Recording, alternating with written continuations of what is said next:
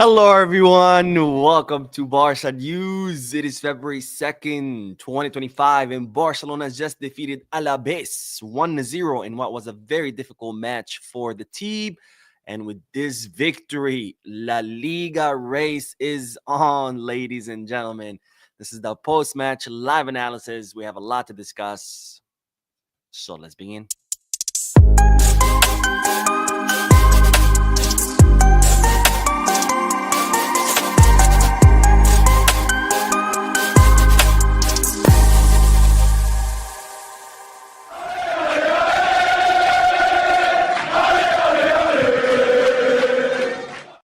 Hello, everyone. Welcome to the channel. My name is Mo. This is the post-match live analysis where we analyze Barcelona matches as soon as they end and where I get to interact with you lovely people in the chat section by reading your comments, answering your questions, and getting that discussion going. This is not to be confused with the Barca News podcast, which is on Mondays, Wednesdays, and Fridays, where we discuss Barcelona news and where I also get to interact with you lovely people in the chat section. Having said all that, make sure to hit the like button, subscribe to the channel, drop a comment. If you are looking for any Barcelona jerseys or merchandise, make sure to go Kids Get Back with Fanatics. If you're looking to place any sports bets, make sure to bet us. All links are down below in the description. Now, let's talk about today's match because, ladies and gentlemen, FC Barcelona just defeated Alaves at home 1-0 in what was an incredibly difficult match for the team. Not a good performance by Barcelona. However, there is reason to celebrate because with this victory, Barcelona are back in La Liga race, especially after Real Madrid's defeat yesterday at the hands of Espanyol. And let's look at the table because this La Liga race just heated up, my friends. It just caught on fire. But this is what the table currently look like. I hope that's big enough, but if not, I could zoom in, I guess, to make it better. But there we go. That's actually a little bit better. All right, here we have it, ladies and gentlemen. Real Madrid, first place with 49 points. Atletico de Madrid breathing down Real Madrid's neck with 48 points. And then FC Barcelona with 45 points in third place. So with this victory, Barcelona have reduced their the space between them and Madrid, or the gap between them and Madrid, to only 4 points. Remember, before yesterday, it was a 7-point lead.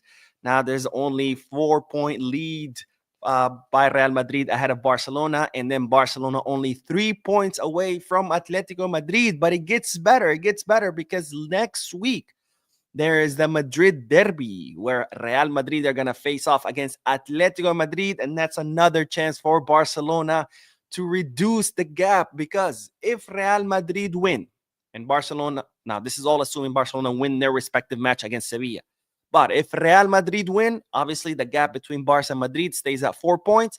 However, Barcelona will match Atletico Madrid in points. If Atletico Madrid win, Barcelona will still be 3 points behind Atletico Madrid, but they would reduce their gap against Real Madrid to only 1 point.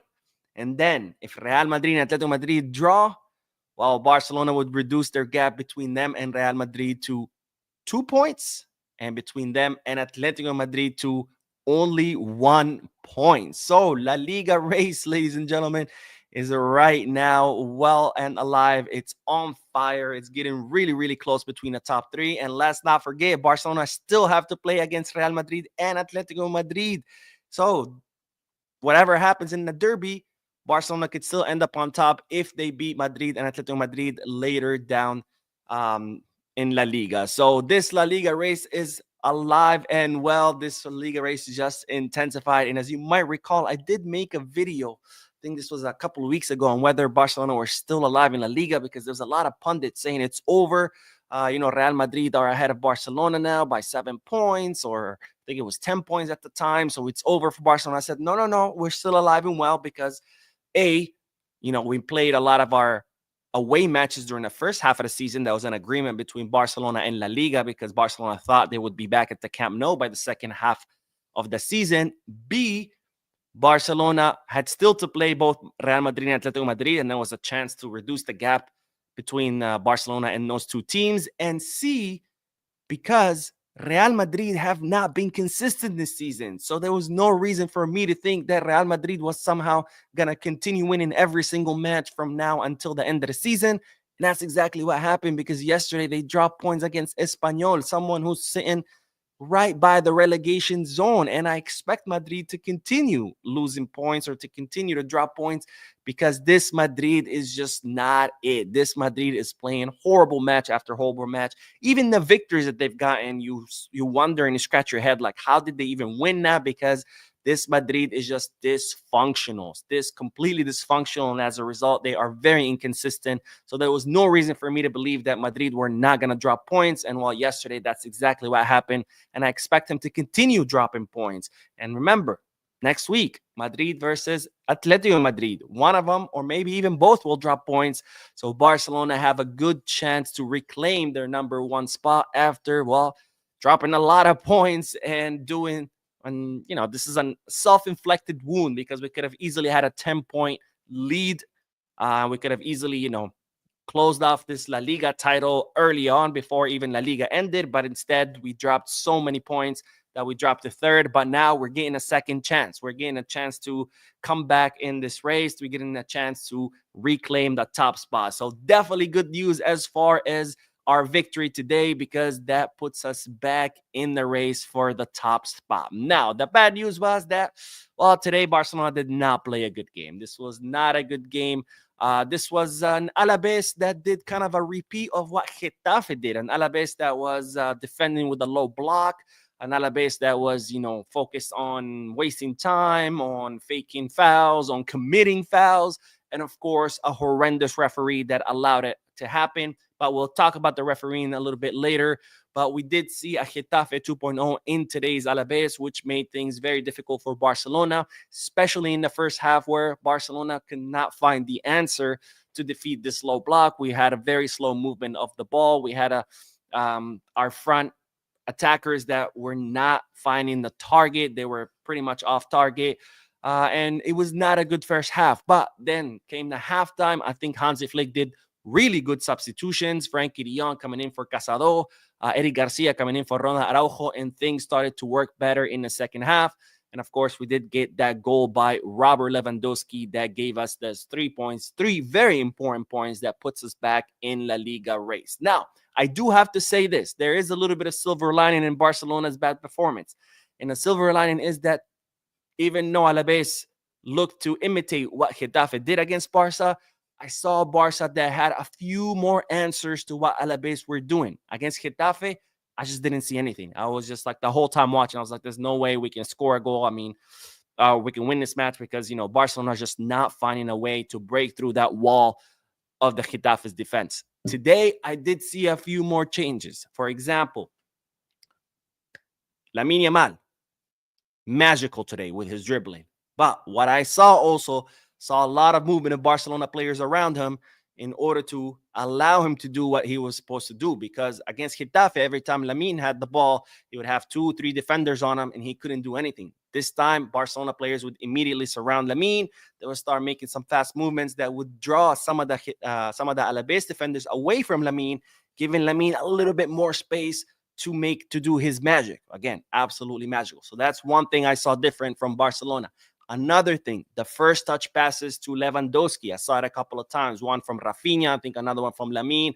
That's another thing that was missing against Getafe. So I am seeing a Barcelona that's trying to find, answers to these low blocks. It still wasn't, enough to completely unlock the low block defense of Alaves, but I am seeing a Barcelona that's trying new things to unlock these low block defenses. So I think we are moving in the right decision. I think Flick is starting to, trying to come up with solutions to when Barcelona play these low block defenses who have always been a problem for Barcelona. So bad performance by Barcelona, but a silver lining that we are seeing a Barcelona starting to come up with some solutions to the low block. Now, as far as the substitutions, I think Hansi Flick was spot on the substitutions. Yesterday in his press conference, he said he didn't know how Alaves were going to play because Alaves, they have two versions. They have a version where they like to press up high, where they like to, advance their lines, and you have the Alaves that likes to defend with a low block. Hansi Flick did not know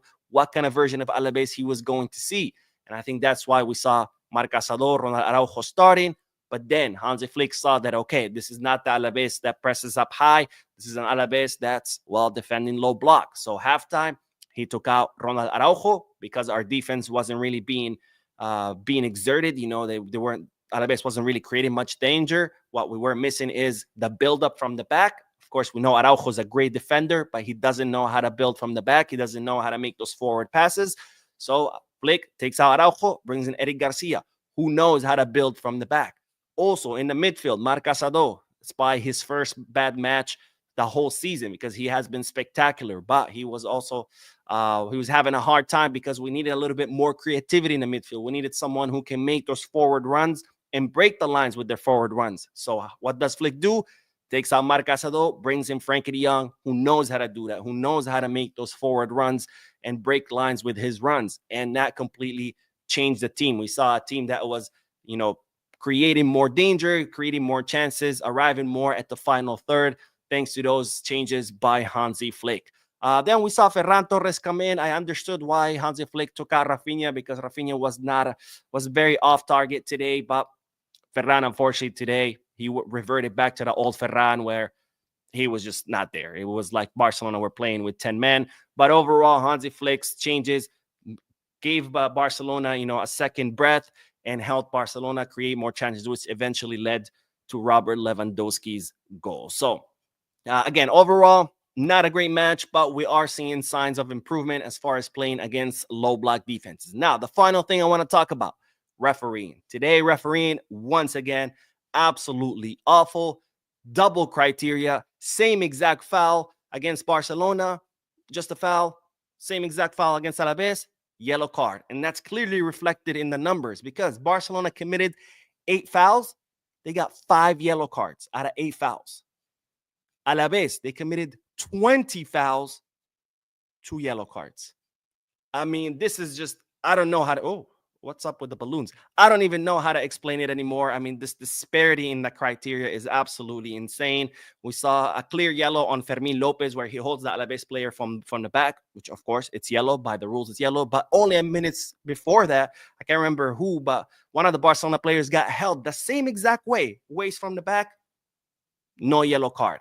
And it's like, I don't understand the Spanish refereeing where you have the same exact foul in the same match under the same referee, but yet you get 2 different results. How does that work?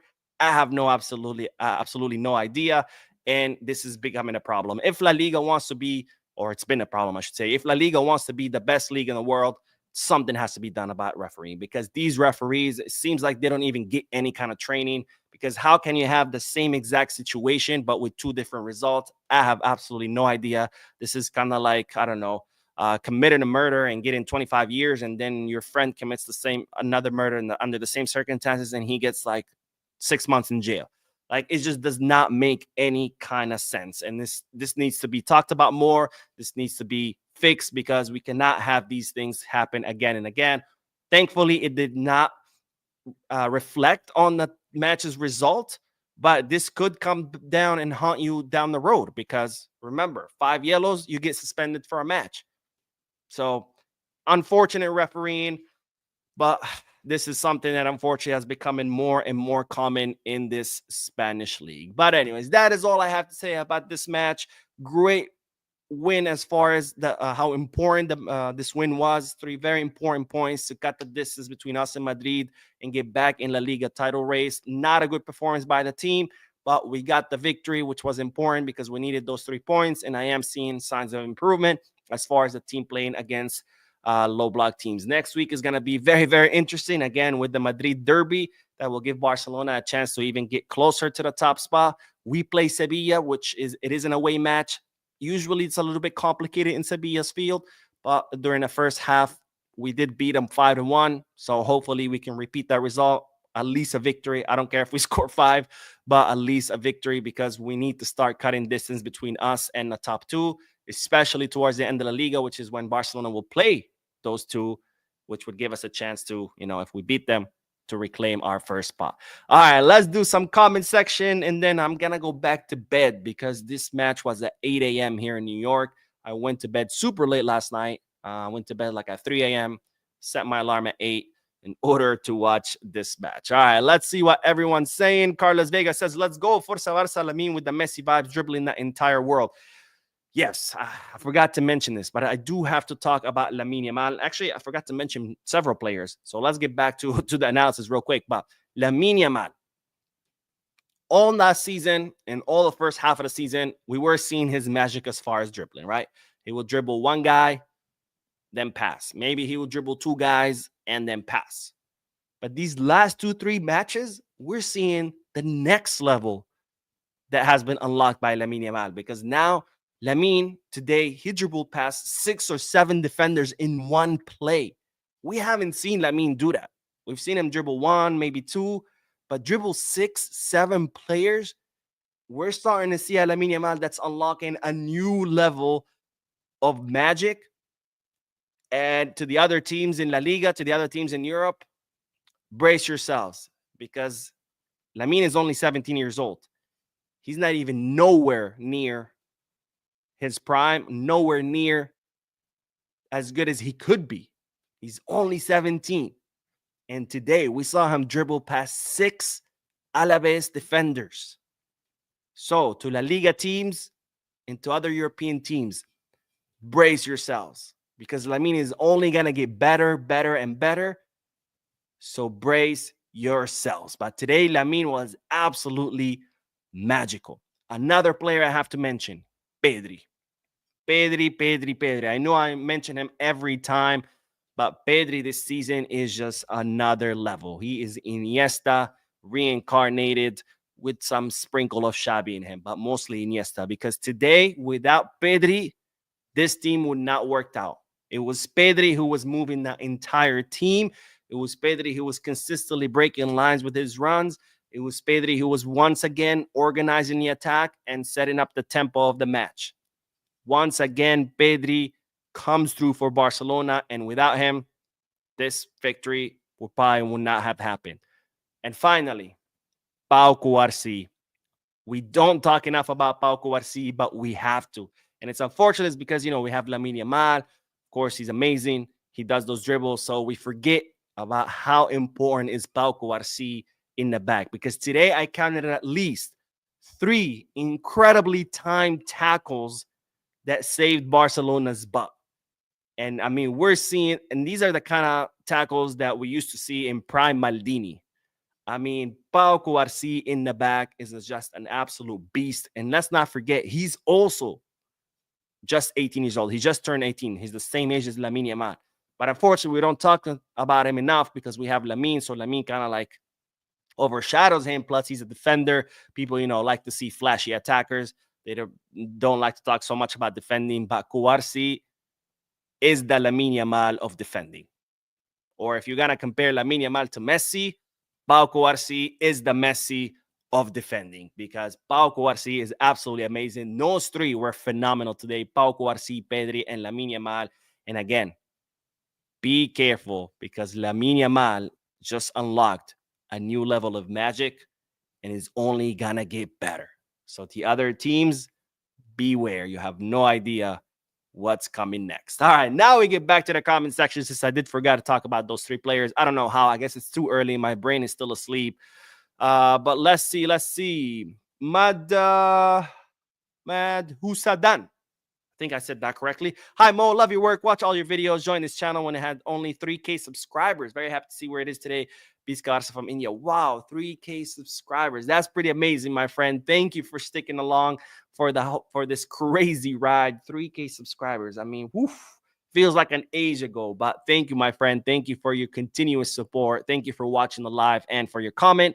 And Ibrahim says, Mo, I was disappointed by the referee. How can Deportivo Alaves play 20 fouls and awarded 2 yellow cards, while Barcelona committed only 8 fouls and awarded 5 yellows?